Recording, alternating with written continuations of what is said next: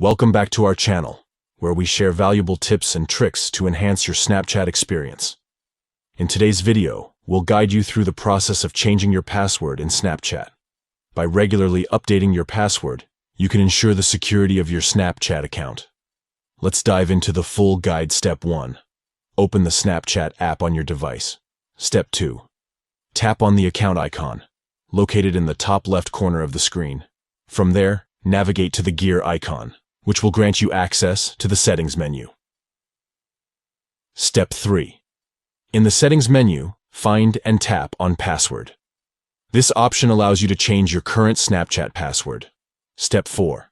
Now, you will be prompted to enter your current password as a security measure. Type in your current password to proceed. Step 5. Next, enter your new password. Make sure to choose a strong and unique password to maximize your account's security.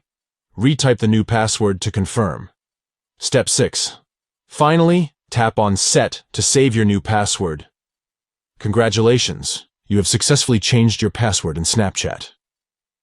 By following these simple steps, you can easily update your Snapchat password and ensure the safety of your account.